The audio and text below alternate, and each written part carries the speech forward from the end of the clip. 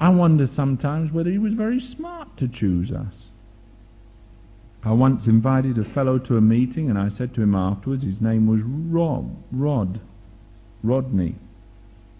And I said to him afterwards, I said, "Tell me, Rod," I said, "what did you think of the meeting?"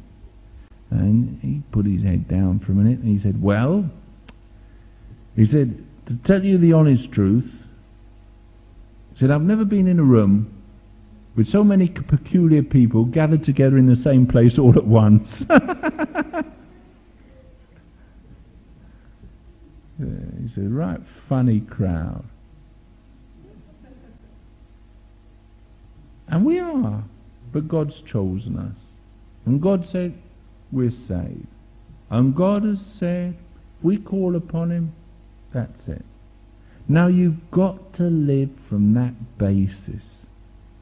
You've got to live with the knowledge that God will perfect you.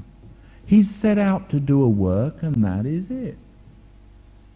Now nothing that you do deflects Him from His purpose. He's not one of these people that gets up in a different mood every morning like you. Once He's set His mind to do something, that's the end of the matter. God, in whom there is no variableness nor shadow of turning, once He's decided to do something, He'll do it. Once He decided to save you and to perfect you, that was the end of the matter. He wrote you in the book of life, and that was it.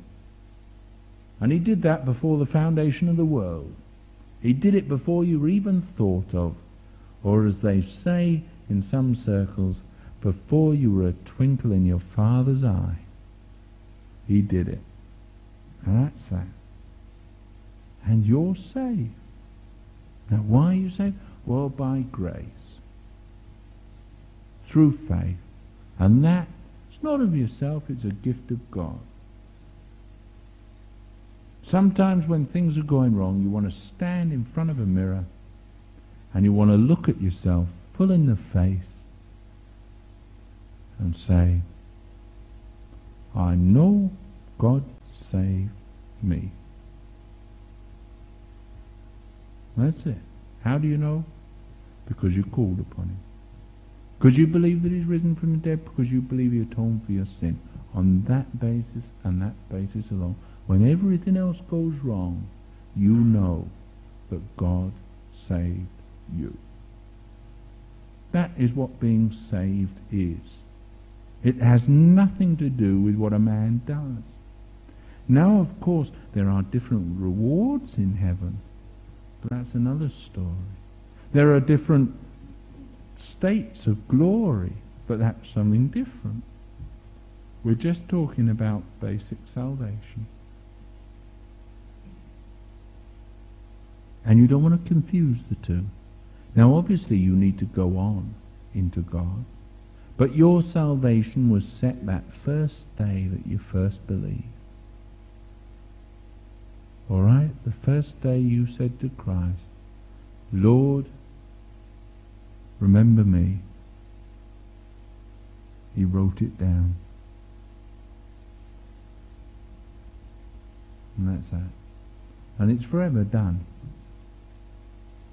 And that thief, he just was on the cross and he said, Lord, remember me. And Jesus' words were, look, today you'll be with me in paradise.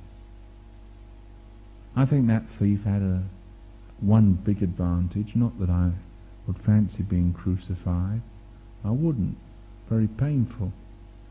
But he knew that his salvation wasn't based on what he did. Now that's one thing for sure, because he was what you'd call tied hand and foot, wasn't he? He knew that it wasn't anything. Now, he had it easy. And in a way, you know, don't get me wrong, but he did have it easy, didn't he? He knew the basis on which he was saved. And sometimes I wonder whether that would be better for us. At least we would then begin to realize that salvation was all a gift of God. And our hearts would begin to open to the fact God saves us just because we call upon Him. Your salvation's complete, entire. It won't change. If you were saved yesterday, you're saved forever.